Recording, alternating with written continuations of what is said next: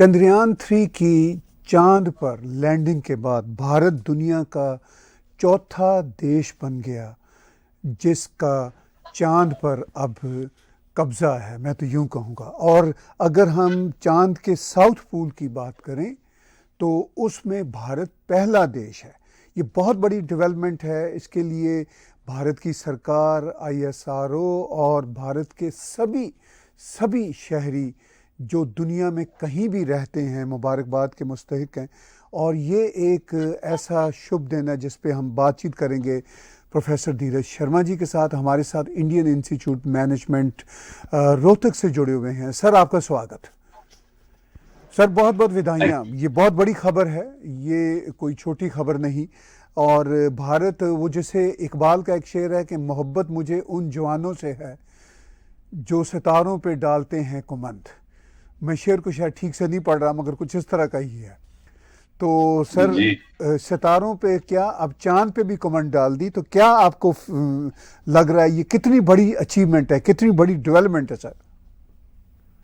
देखिए जी कि इसको अगर हम लार्जर पर्सपेक्टिव में लें तो ये एक one of the most significant events in the history of India and one of the most significant events in the history of the world. क्योंकि आप ये देखें कि इंसान का जो वजूद है इस दुनिया में वो इसलिए है क्योंकि वो इमेजिन कर सकता है।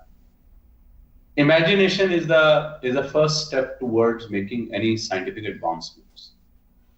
और इंडिया में एक जो ट्रेडिशन है जिसे हम कहते हैं ट्रेडिशन ऑफ हैविंग इमेजिनेशन, ये तो सालों बरसों साल at the expense of sounding very parochial और एक कंजर्वेटिव दकियानूसी आदमी की प्रोजेक्शन मैं नहीं देना चाहता, परंतु ये सच है।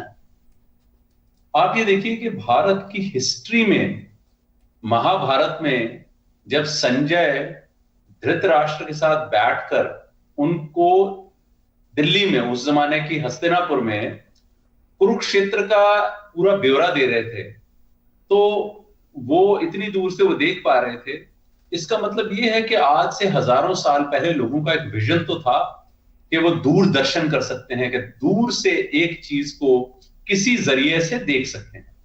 Now, whether we have been able to explain that in the scientific terminology or not, but at least people had the imagination. अभी मैं रिसेंटली एक फिल्म देख रहा था, उसमें रामायण के ऊपर फिल्म बेस्ड थी। उसमें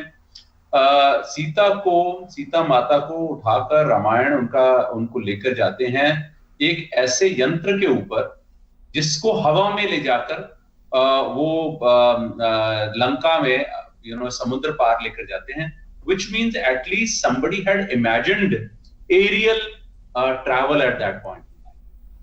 तो आपने सवाल पूछा of significance. This is of great significance. There are only 4 countries in the world: Russia, US, China, and India, which have been able to land something on the moon. India is the only one which has been able to land something on the south side of it. ये एक इतना significant event है. First of all, it puts India in a different class altogether in terms of scientific achievements and scientific endeavors. And second, it generates interest of millions of people. मैं आपको ये बताना चाहता हूँ, आपके चैनल के जरिए आज एक इंस्टीट्यूशन, हमारे इंस्टीट्यूशन में बाहर पिछले 3 दिन से मैं ट्रैवल कर रहा था। I travel to 3 cities।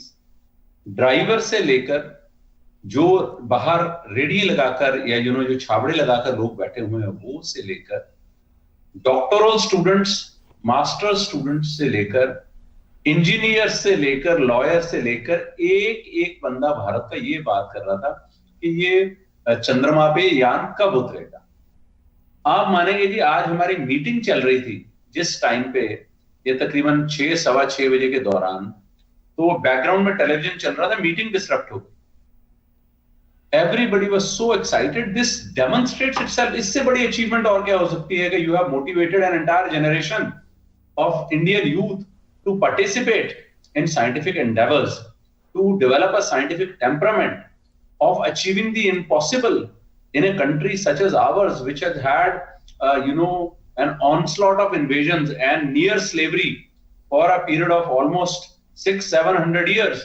वहां के लोग अगर 75 सालों में इतनी तरक्की कर पाए हैं that they have come to the forefront of scientific accomplishments with meager budgets, ये बहुत बड़ी अचीवमेंट है. तो दूसरा तरीका ये हो गया कि आपने यूथ को इंस्पायर कर दिया, और तीसरा आप जो खोज लगाएंगे, जो साइंटिफिक एडवांसमेंट करेंगे, जो वहां से प्रोडक्ट्स, जो वहां से मटेरियल, जो वहां से आप पिक्चर्स लेकर आएंगे, उससे बहुत सारी प्रगति हो सकती है.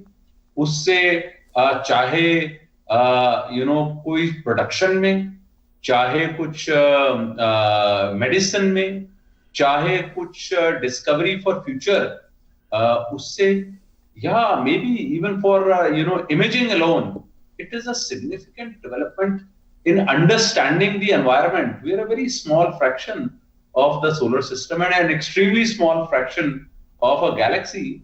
एक understanding, एक protection भारत को नहीं पूरे विश्व को, by understanding our outside, के धरती से बाहर क्या है, ये भी एक बहुत बड़ा, कल को कोई कैटास्ट्रोफीज होती हैं, कुछ होती हैं, एटलीस्ट कुछ देशों के पास इतनी नॉलेज तो है कि उसको थोड़ी सी प्रिडिक्टिव एबिलिटी, थोड़ी सी डिस्क्रिप्टिव एबिलिटी, प्रिडिक्शन भी और डिस्क्रिप्शन भी ऑफ दोज इवेंट्स, ये बहुत बड़ी चीजें हैं.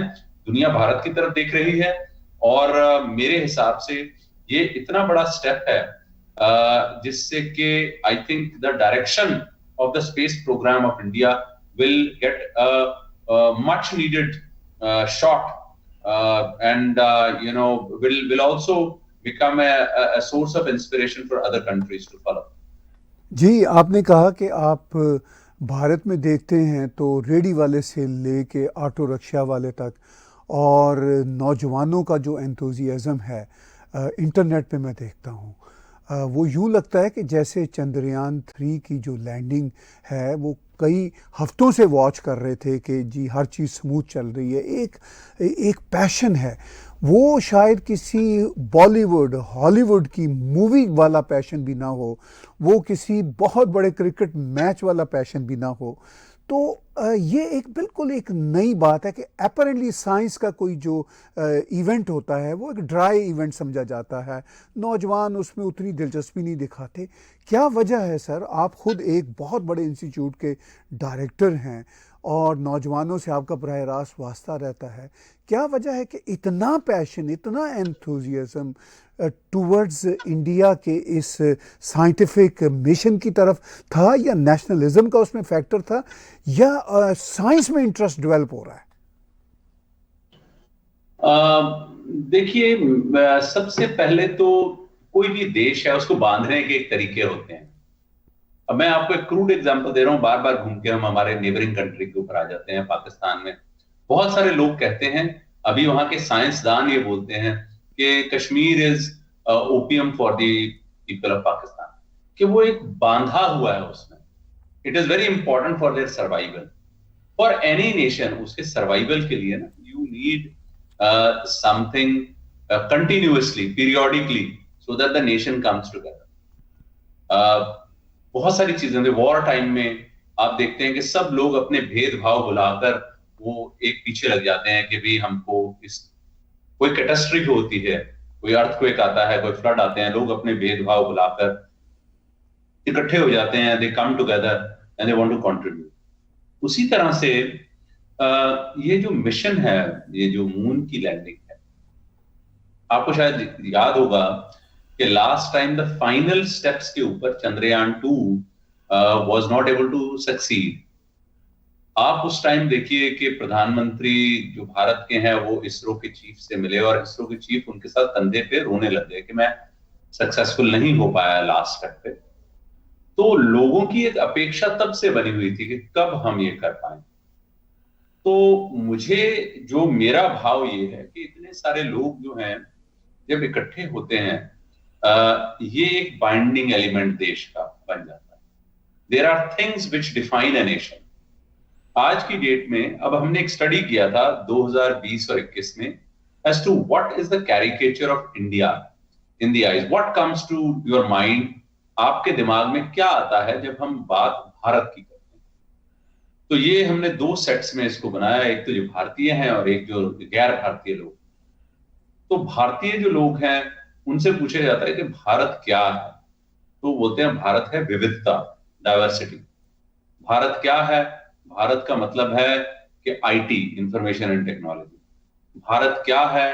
भारत मीन्स ट्रेडिशन, जिसे हम कहते हैं इंडस वैली, सप्त सिंधु, या ये यहाँ हमारे राखी घड़ी, या एक सिविलाइजेशन। भारत क्या है? भारत एक थिंकिंग है। भारत क्या है? भारत एक एटीट्यूड है। भारत क्या है? तो ऐसे हम सवाल पूछते हैं। तो जब हम विदेशियों की बात करते हैं तो उनसे जब पूछा जाता है कि what comes to your mind, आपके दिमाग में क्या आता है जब हम भारत के बारे में पूछते हैं, हमने एक एक्सपेरिमेंट किया तो उनके दिमाग में सबसे पहले आता है, आप सरप्राइज होंगे, जो जो आदमी से पूछते हैं वो कहता है भारतीय फिल्में, बॉलीवुड। दूसरा योगा।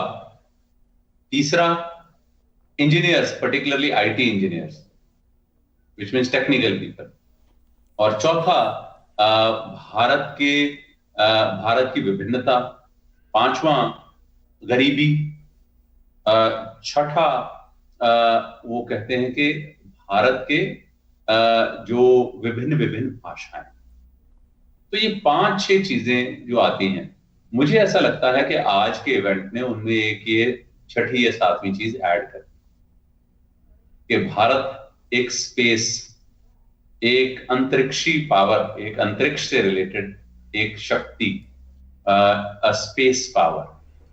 तो ये लोगों के दिमाग में एक ऐड करना, add a dimension to India, is a very very important thing. मैं बहुत बहुत लोगों से पूछता हूं, तो जब भी हम बात करते हैं कि इंडिया प्रोग्रेस कर रहा है, तो प्रोग्रेस के क्या डायमेंशन? तो लोग कहते हैं देखिए जी आईटी भारत के बिना आज दुनिया में आईटी के बारे में आप सोच ही नहीं सकते कि आईटी। दूसरा वो बात करते हैं India is the pharmacy of the world, तो फार्मास्यूटिकल्स की बात करते हैं तो भारत की बात करते हैं। तीसरा वो बात करते हैं योगा की, कि yoga which means preventive health care की बात करते हैं, तो योगा के बिना बात नहीं हो सकती। और आज से कुछ साल में अब Bharat as a space power, ये भी एक चीज गिनती में आएगी। और ये इसकी जो शुरुआत कई साल से चल रही थी, हो चुकी थी, परंतु उसका कल्मिनेशन जो है ये अब, जैसे कि स्पेस रेस, जिसे आप याद होगा आपको 1950s में स्पेस रेस शुरू हुई। रशिया ने इसके ऊपर लीड ली। जब रशिया ने अपना सबसे पहला 1950s में first person Yuri Gagarin Sputnik में जब वो स्पेस में गया था, तो दुनिया में एक नया शब्द हमारी डिक्शनरी में आया, कॉस्मोनॉट। अमेरिका ने उसको कंपीट करके एस्ट्रोनॉट बनाया। आप सोचिए, उसका वर्ड कॉस्मोनॉट बना दिया उन्होंने कि ये ऐसी चीज है जिसके ऊपर कोई शब्द ही नहीं है। एक शब्द को डिक्शनरी में इंट्रोड्यूस कर दिया उन्होंने, कॉस्मोनॉट। आज हम उसे एस्ट्रोनॉट बोलते हैं, ज्यादातर कॉस्मोनॉट बोलना बंद कर दिया क्योंकि यूएसएसआर भी कोलैप्स हो गया। But they introduce something and millions of children around the world thought that they would become cosmonauts. जो बच्चे थे उस जमाने में जिनकी उम्र 10-10 साल थी, बर्थ लेट 50s या अर्ली 60s में हुआ, वो कॉस्मोनॉट या एस्ट्रोनॉट बनना चाहते थे। They were also the first ones. By the way, लोगों की जानकारी में मैं लाना चाहता हूं कि मून पे पहली चीज लैंड करने वाला वो अमेरिका नहीं था, वो यूएसएसआर था। यूएसएसआर का लूना मिशन जो था, उसका 2nd या 3rd अटेम्प्ट में 1958-59 में उन्होंने अपना ऑब्जेक्ट मून पे लैंड कर दिया। उसके 3-4 साल बाद अमेरिका ने अपना जो लूनर मिशन है, जिसमें उन्होंने नील आर्मस्ट्रॉन्ग, माइकल कॉलिंस और बज ऑल्ड्रिन 3 लोगों को मून पे भेजा, जिनमें से 2 ने वहां पर पैर रखा और बाकी माइकल कॉलिंस अंदर रहे, उन्होंने नेविगेट किया। It was creation of a perception in the minds of people कि ये एक प्रोग्रेसिव देश, ये बड़े देश है, इन्होंने फतह कर लिया है, ये वहां पहुंच चुके हैं जहां लोगों की इमेजिनेशन नहीं पहुंची। भारत को तो वो डिस्काउंट कर देते थे ना कि हमारे यहाँ की चीजों को तो वो रिकॉग्नाइज करने से ही मना करते हैं। जैसे कि मैंने आपको शायद एक बार बताया था कि मैं यूके में उनके म्यूजियम में गया, तो वहां वो इंडियन सेक्शन ही नहीं है, इजिप्शियन सेक्शन है, वहां पर they will have a section on Mesopotamia, they will have a section on Egypt, they will have a section on South America. India नाम ही नहीं है, वो उसको साउथ ईस्ट एशिया में क्लब करते हैं, because they don't recognise India even now, they believe South East Asia ये एक ऐसा कोई मुल्क नहीं था, अपना देश उनका था जिसका भी कोई वजूद नहीं था, वैसे इतना छोटा सा देश है, but that is sort of the arrogance with which the West treated India at that time. India getting inspired from that journey in 1950s itself established the atomic energy से related उन्होंने अपनी एक बॉडी क्रिएट की जिसको होमी भाभा जी lead कर रहे थे. आज तक लोग जानते हैं कि होमी भाभा जी जो कि इस देश की एटॉमिक एनर्जी और इस देश की साइंटिफिक प्रोग्रेस के एक स्तंभ थे, उनको he was assassinated, he died. There is a speculation that he was assassinated. वो एक प्लेन क्रैश में, इसके ऊपर बहुत सारे कॉन्स्पिरेसी थियरिस्ट्स हैं क्योंकि कहते हैं कि उनका असैसिनेशन किया गया था, CIA ने इसको ऑर्केस्ट्रेट किया था. It was around the same time जिस टाइम पे शास्त्री जी का असैसिनेशन 1966 में ताशकंद में हुआ था.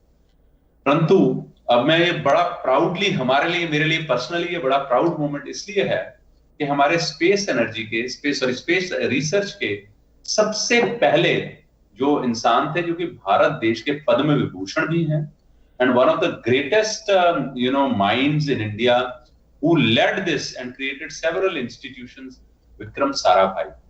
अब why am I personally happy? Vikram Sarabhai was the first director of Indian Institute of Management Ahmedabad. 1961 में जब ये इंस्टीट्यूशन एस्टैब्लिश हुई तो Vikram Sarabhai was the director not just of the space program which later on became ISRO. उस वक्त उसका नाम ISRO नहीं था, उस वक्त it was a center for some space explorations and whatnot.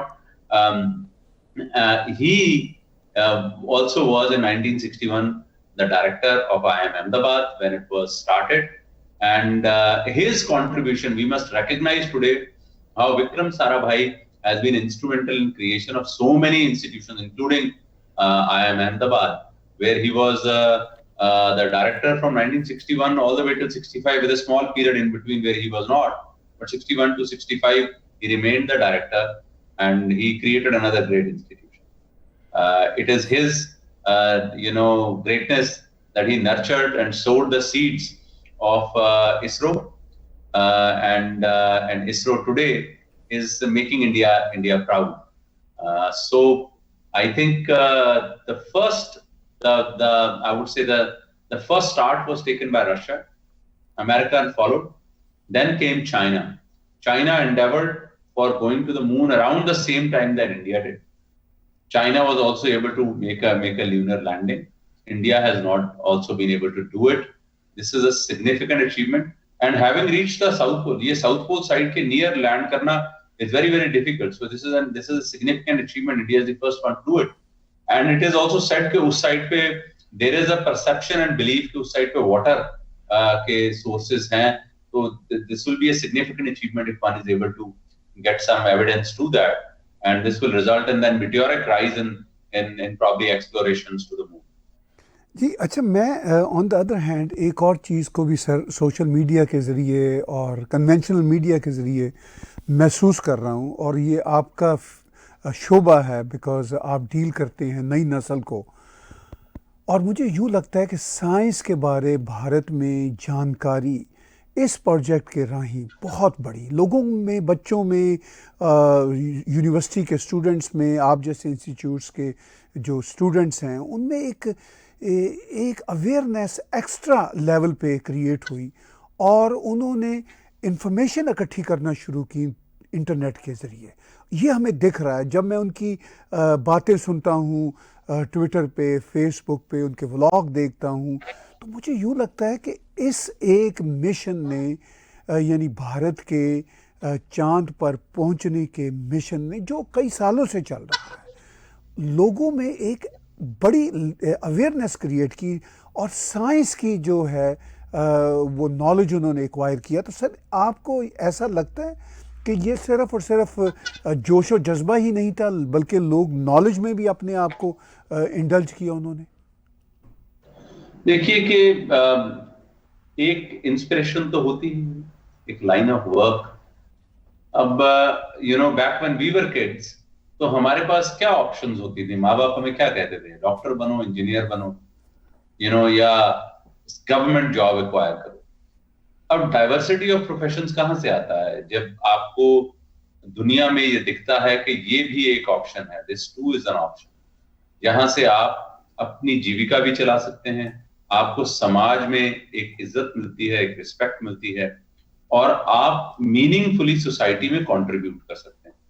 सो ये चीजें जब आपको दिखाई देती हैं, तभी लोग उस डायरेक्शन को फॉलो करते हैं। उस डायरेक्शन में जब लोगों का रुझान होता है, तो इंस्टीट्यूशंस जो केटर करती हैं उस तरह के लोगों को प्रोड्यूस करने के लिए, उनकी संख्या बढ़ जाती है। जब वो संख्या बढ़ जाती है तो it is a cascading impact. एक ल्यूनर मिशन हुआ या एक सक्सेस हुई, उससे लोगों की रुचि बढ़ी, उस रुचि को देखते हुए कुछ अच्छे इंस्टीट्यूशंस खुल गए, वो इंस्टीट्यूशंस खुलने के बाद लोगों का रुझान और बढ़ गया, इंडस्ट्री में उसकी एक्सेप्टेबिलिटी बढ़ गई। तो ये एक कैस्केडिंग इम्पैक्ट, इसे इसे it is synergistic, not just cascading, it is synergistic. दोनों चीजें ग्रो करेंगी, फिर एक इंटरेस्ट भी लोगों का ग्रो करेगा, और लोगों और इंस्टीट्यूशंस भी जो कि उस तरह के लोग प्रोड्यूस कर रही हैं, उनकी भी गिनती की है। अब जैसे आप देखिए कि 60s में IIM स्टार्ट हुए, 2 IIM स्टार्ट हुए 61 में, एक आधा IIT स्टार्ट हो गया, दो तीन IIT स्टार्ट हो गए। परंतु over a period of time, today we have 20-21 IIMs, we have 20-21 IITs, we have about 20-21 AIIMS, Indian Institute of Sciences हैं। ये जो इंस्टीट्यूशंस ऑफ नेशनल इंपॉर्टेंस, जिनकी संख्या सिर्फ 7, 8, 10 थी, वो संख्या बढ़कर अब तकरीबन 100 के करीब हो गई है। ये एक रिफ्लेक्शन है कि ये इनका जो नंबर है वो 10 गुना मल्टीप्लाई हुआ है। तो इसका मतलब ये है कि 10 गुना लोगों की रुचि भी हुई होगी, और 20 गुना लोगों का इंटरेस्ट भी उजागर हुआ होगा, और 100 गुना लोग जो हैं वो यहाँ अप्लाई भी करते होंगे, और यहाँ पर हजारों लोग जो हैं वो फैकल्टी के तौर पे, रिसर्चर्स के तौर पे ज्वाइन करते हैं। तो एक कल्चर क्रिएट हो जाता है। वो कल्चर जब क्रिएट हो जाता है ना, तो वो एक शेप करता है लोगों के माइंड को, लोगों की एस्पिरेशंस को। भारत देश में आज ये कॉमन प्रैक्टिस है कि लोग कहते हैं कि भाई IIT IIM है। कॉमन आदमी बात करता है कि मैं अपने बच्चे को IIM में भेजना चाहता हूँ या IIT में भेजना चाहता हूँ, ये उसकी एस्पिरेशन है। हर साल लाखों लोग अपीयर होते हैं, लाखों, उनमें से कुछ हजार यहाँ आ जाते हैं। परंतु इसका मतलब ये नहीं है कि जो नहीं सिलेक्ट हुए वो कम है या अच्छे नहीं है, दे गो टू अदर इंस्टीट्यूशंस।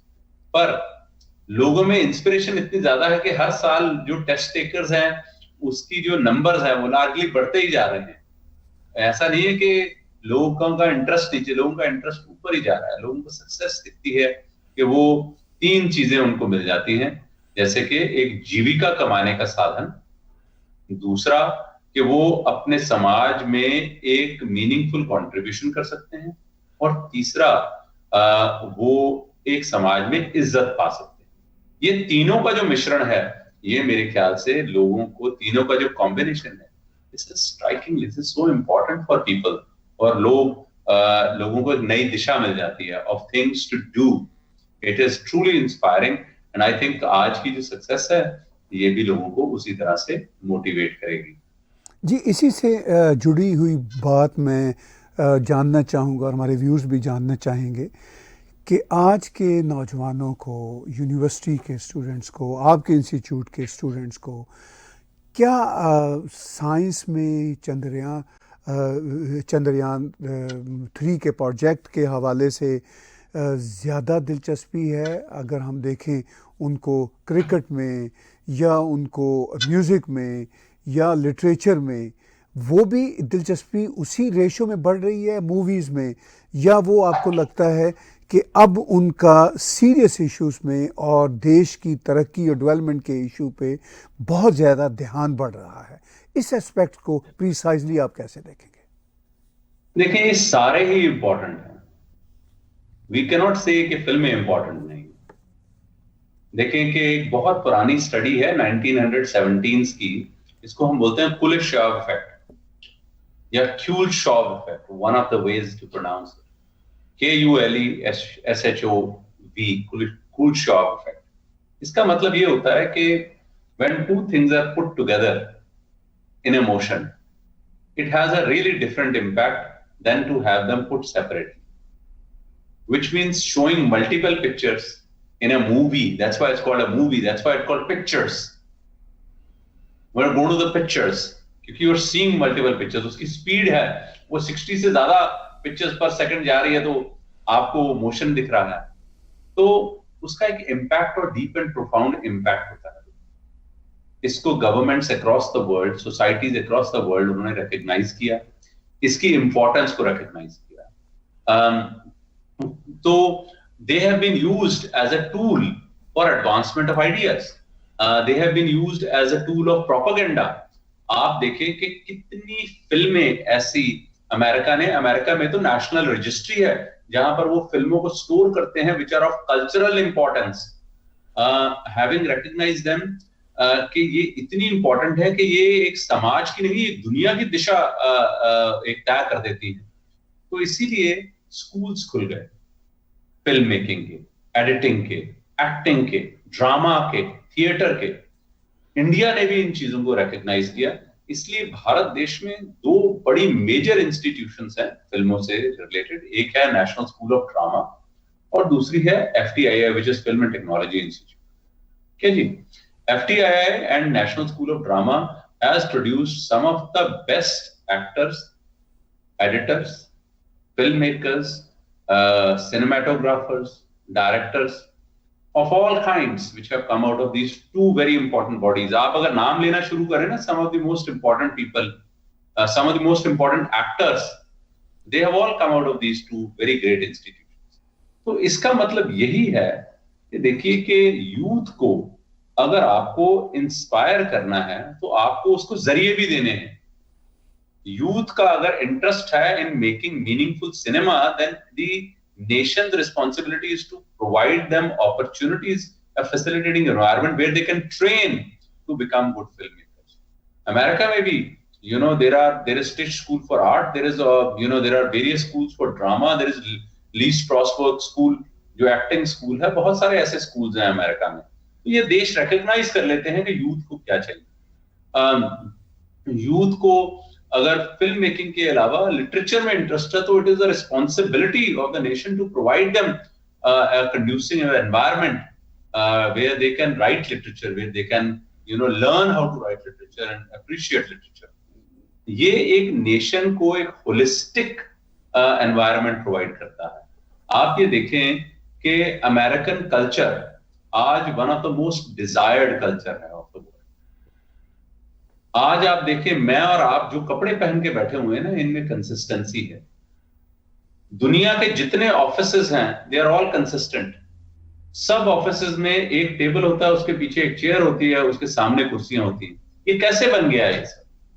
जब मैं सब बोल रहा हूं, I mean 98% of the offices are like that. ठीक है जी, कैसे बन गए? मैंने जो शर्ट पहनी हुई है, इसके आगे बटन होते हैं, ये कैसे बन गए?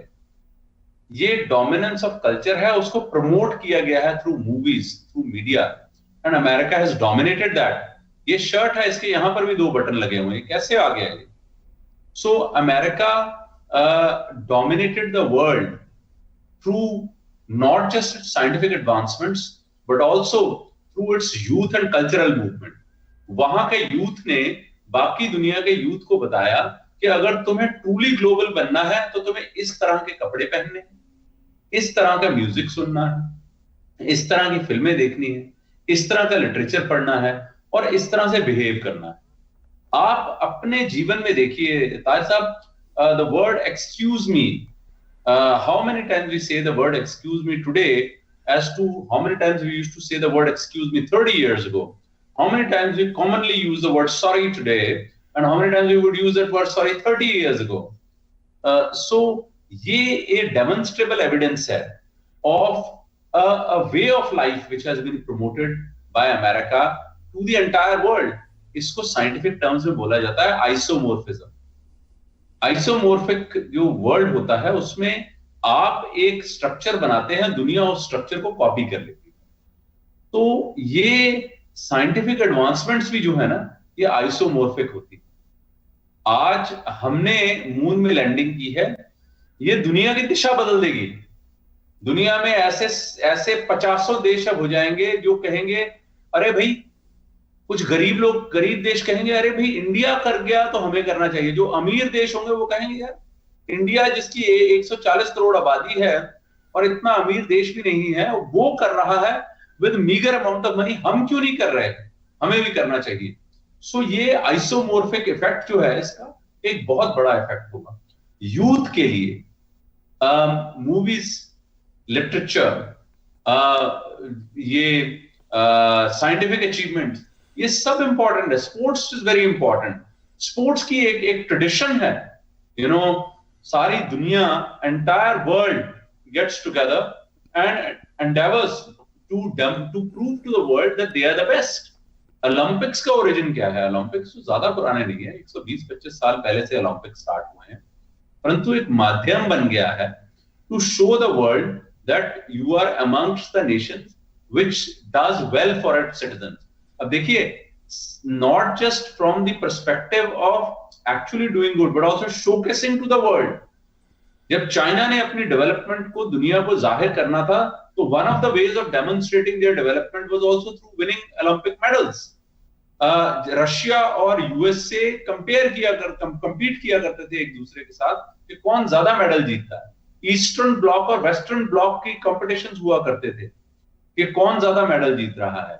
They have continued to contest with each other. So my heart is, the heart of the matter is, देखिए, एक दुनिया में, अगर हम दुनिया में सोचते हैं, अगर हमें कुछ परचेज करना है या कुछ चीज बनानी है, तो इसको हम कैटेगराइजेशन थ्योरी बोलते हैं कि आप वर्ल्ड की कैटेगरीज क्रिएट कर देते हैं कि अगर आपने किस देश को इवेल्युएट करना है तो आप कैसे इवेल्युएट करेंगे, कौन सा देश बेटर है, कौन सा कम है। तो आज की डेट में हमने उसके इंडेक्सेस बना दिए, ह्यूमन डेवलपमेंट इंडेक्स, जीडीपी, ठीक है जी, growth rate, per capita income, longevity, अब उसमें नई चीजें शामिल हो गई, scientific advancements, space race, Olympic medals, victories in international forums. ये सब चीजें जो है ना, ये एक लोगों को प्रोत्साहित करती हैं कि are we better off today than yesterday. आज एक कॉमन सिटीजन भारत का ये फील कर रहा है, ये कितनी बड़ी अचीवमेंट है कि वो फील कर रहा है कि I am better off than what I was yesterday. एक इदारे की, एक सरकार की ये कितनी बड़ी अचीवमेंट है अगर वो अपने सिटीजन को ये फील करवा पाए थ्रू एन जेन्युइन अचीवमेंट कि आप बेटर ऑफ देन यस्टरडे हैं। एंड दैट बेटर ऑफ के डायमेंशंस, कई डायमेंशंस हैं उसमें, this is one of the dimensions. So youth of the world, उसको क्या चाहिए? उसको मोटिवेशन चाहिए, एक डायरेक्शन चाहिए। The governments of the world are in the business of signalling. वो सिग्नलिंग कर रही हैं, दे आर सिग्नलिंग, और करना तो लोगों को खुद ही है, परंतु उनको सिग्नल करके ये तो दिख रहा है कि कुछ हो सकता है, there can be an achievement. So what the governments of the world should aspire, learning from what India has been able to do now, is that they have created certain things. मैं इसको बहुत सारे reference दे दूंगा। अभी RRR film ने Oscar award में जीत हासिल की है। अब ऑस्कर अवार्ड की ये तो नहीं है कि ऑस्कर अवार्ड्स बड़े फेयर हैं और बड़े, you know, they are the model of, but Oscar awards की एक इज्जत बनी हुई है दुनिया में through a great deal of American, you know, marketing, and they also recognize some of the very finely made movies. और उनकी एक ग्रुप है, यू नो, जो वहां के स्क्रीन, वहां के जो एक्टर्स और प्रोड्यूसर्स की एक एसोसिएशन है, अकेडमी के वो मेंबर्स हैं, वो रेट करते हैं। अब जस्ट इमेजिन कि इंडियन फिल्म आरआरआर ने वहां पर एक जीत हासिल की। इस जीत का और कोई मायना नहीं है। इस जीत का सबसे बड़ा मायना ये है कि इट इज अ रिकॉग्निशन कि इंडिया से बना हुआ एक प्रोडक्ट, उसकी world wide appreciation, world wide acceptance है। और इंडिया के जो डिफरेंट सॉर्ट ऑफ कल्चर्स हैं, ट्रेडिशंस हैं, फेस्टिवल्स हैं जो उस फिल्म में दिखाए गए हैं, उसकी लोगों को अप्रिसिएशन है, अभी तो फिल्म चली है। उसी तरह से अगर हम उसको मून लैंडिंग से भी लिंक कर दें तो ये भी एक डेमोन्स्ट्रेबल एविडेंस है कि इंडिया ने एक प्रोडक्ट बनाया है जो कि वहां पहुंच गया है और ग्लोबल इसका इंपैक्ट आएगा। क्योंकि पहले हमने सैटेलाइट्स एक ही दिन में, मेरे ख्याल से न्यूयॉर्क टाइम ने तो उसके ऊपर एक बड़ा ही सरकास्टिक कार्टून बनाया था कि उन्होंने दिखाया था कि वो सैटेलाइट्स लेकर आदमी वो ऊपर पहुंचा और बाहर एक आदमी नॉक कर रहा है गाय के साथ। अब मेरे ख्याल से न्यूयॉर्क टाइम को समझ जाना चाहिए कि भारत देश में अब वो ऐसा सिस्टम नहीं है कि you have to caricature India through cows, buffaloes, snake charmers and elephants. India is no longer a nation of just those. They are still there. I mean, ऐसा नहीं, we're very proud of that. But we also have many other things, which is this. जब हमने satellites को launch किया था तो dozens of countries reached out to India कि आप हमारी सैटेलाइट ऊपर पहुंचा दीजिए, भी आप इतने सस्ते में कर देते हैं, हम अपना पैसा क्यों बर्बाद करें। उसी तरह से नाउ आई बिलीव फिर देशों की होड़ लग जाएगी। This again is a testimony of the achievements of Indians, achievements of Indian scientists, achievements of common Indian households, जहां के माँ बाप स्ट्रगल करके अपने बच्चों को 10वीं 11वीं 12वीं में कंपेटिटिव एग्जाम्स की तैयारी करवाते हैं, फिर उनको इंजीनियरिंग कॉलेजेस में भेजते हैं, लोन लेकर पैसे लेकर बोरो करके अपनी सेविंग्स से, अपने पैसे से किसी भी तरह से उनको वो पढ़ाई करवाते हैं। और ये जो साइंटिस्ट हैं नासा के, ये जो इसरो के साइंटिस्ट हैं, आप इनके बैकग्राउंड्स पढ़िए। It is amazing to see where they have come from. They have all come from middle class, lower middle class families. Their endeavours and their achievements are a testimony of the success of Indian middle class. Indian middle class has produced these brains and they are doing so well and making their presence felt despite having a disadvantage of not coming from an affluent society. So therefore मुझे ऐसा लगता है कि ये सारे measures हैं which are taking everything further and these are all testimony of जिसे हम कहते हैं कि अमृतकाल। अब ये these are testimony कि we are making our presence felt, चाहे वो मूवीज हो, चाहे वो लिटरेचर हो, चाहे वो साइंटिफिक एडवांसमेंट्स हो, चाहे वो कोविड वैक्सीन हो, और चाहे वो हमारे देश के आईटी इंजीनियर्स हों, एंड चाहे वो हमारे आईआईएम के ग्रेजुएट्स हों who are leading some of the world's top multinational companies today. You name the top 100 multinational companies और उसकी top management में आपको IIM का product मिल ही जाएगा. So this is a testimony of to our society. And I personally would like to use your medium to thank all the parents who, despite so many distractions, इतनी distractions आ गई हैं ये social media में, ये messaging services की, still they are able to motivate their children to follow the traditional route of working hard and qualifying exams and working hard and considering work as worship to become successful and reaching this.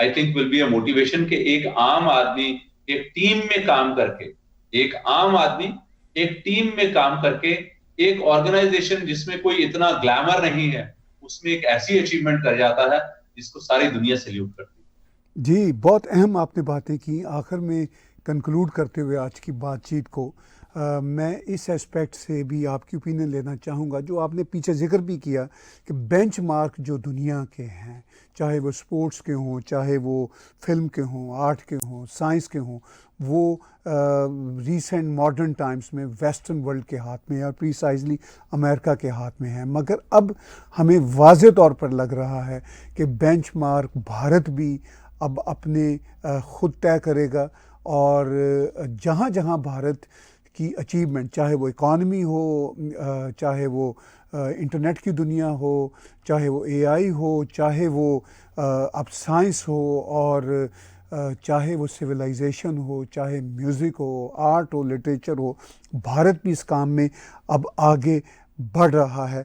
तो आपको लगता है कि अब किसी शोबे में भी भारत अपने बेंचमार्क को छोड़ने में कसर नहीं छोड़ेगा?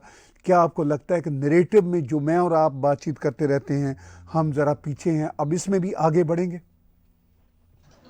आपने ये बेंचमार्क्स की बात की, मैं ये कहूंगा ये बेंचमार्क्स में हम लोग पीछे हैं, क्योंकि नैरेटिव में पीछे हैं। मैं बार बार ये कहता हूं हमें इसके ऊपर काम करना है। मैं आपके व्यूअर्स को थोड़ा तफसील से बताता हूं कि how this benchmarks are important. Tahir साहब, आपने एक टी शर्ट पहनी है, इसके कॉलर ब्लू कलर का है, इसके नीचे डार्क ब्लू कलर है, उसमें व्हाइट स्ट्राइप है। ये आपने क्यों पहनी? ये आपने क्यों पहनी है? Because the American media and American designers will tell you at the beginning of the year what color of shirt is in. Are pastels in? Are plain colors in? Is check in? Is stripes in? Is broad stripe in?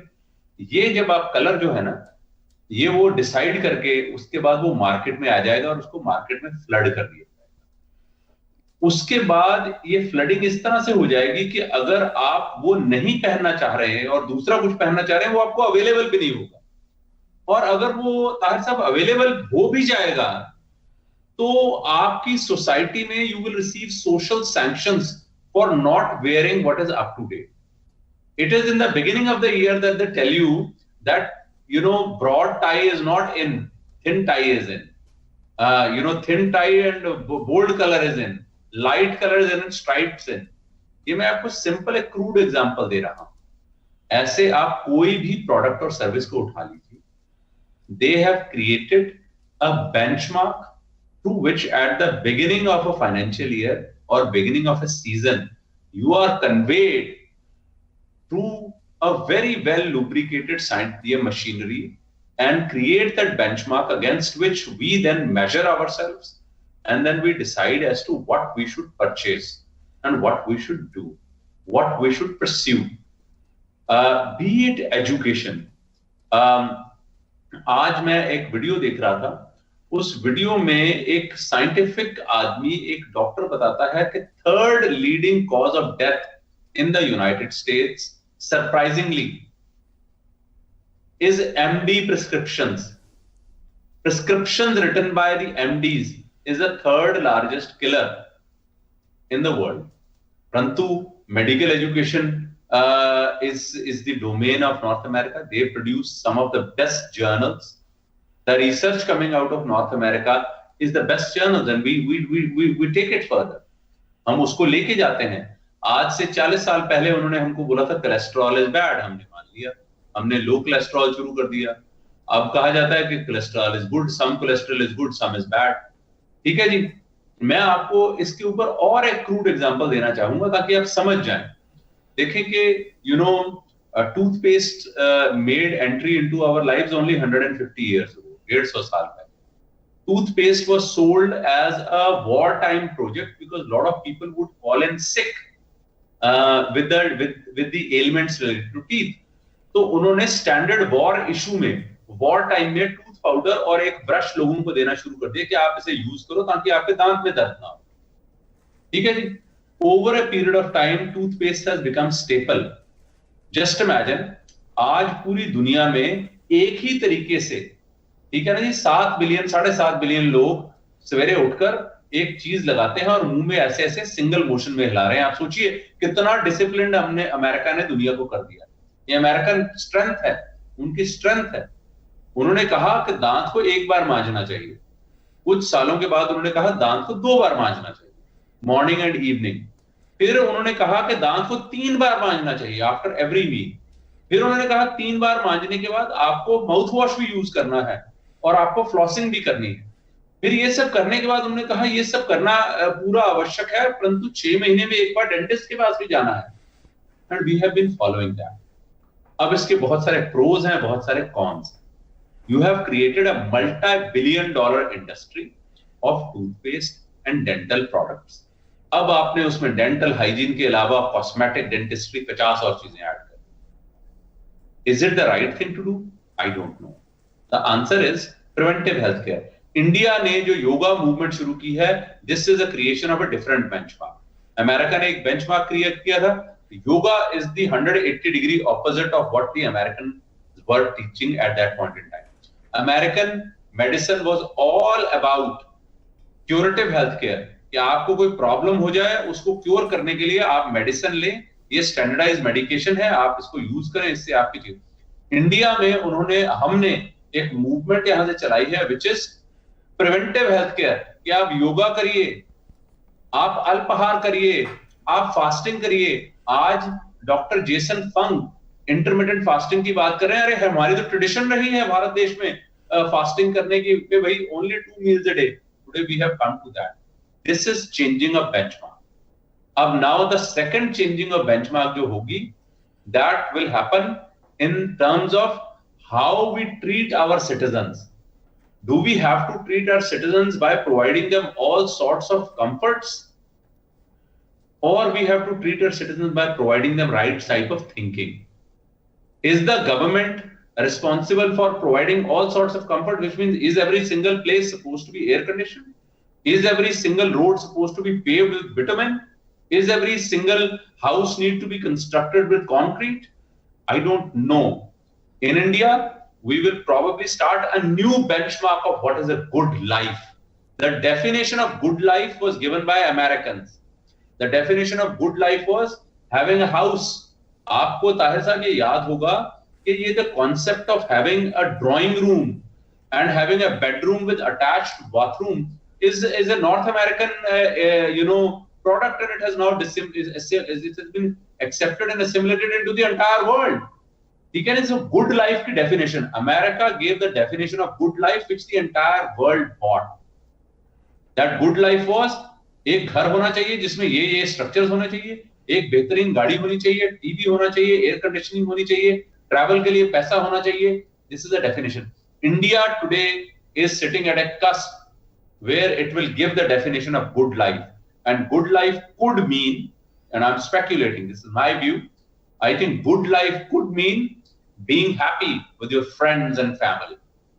Does not necessarily mean in an air-conditioned environment.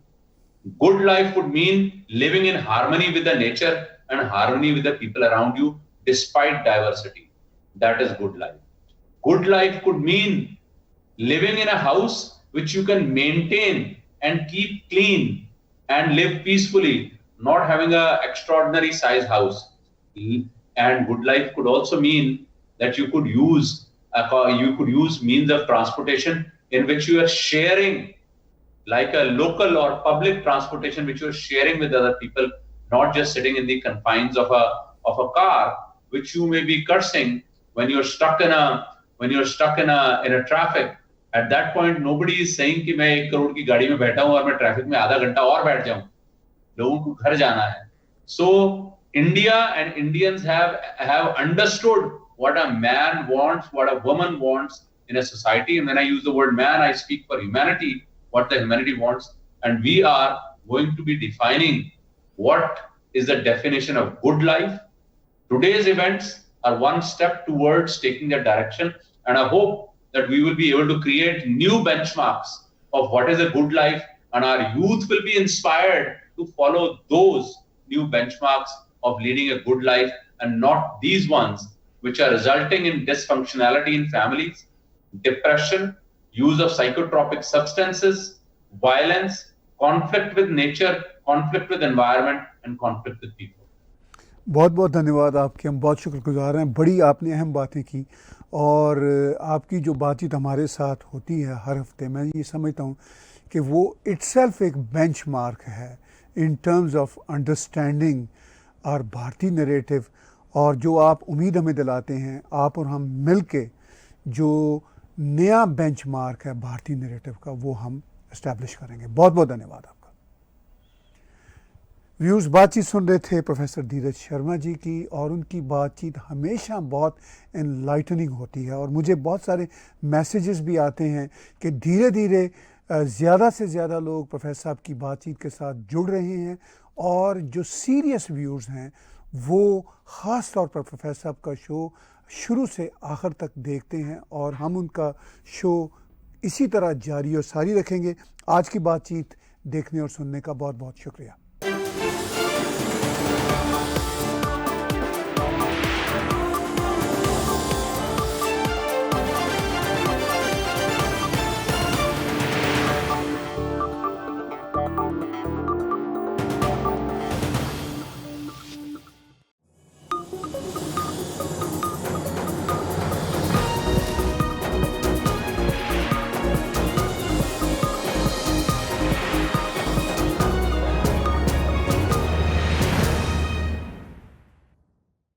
Subscribe Tag TV YouTube channel and press the notification button.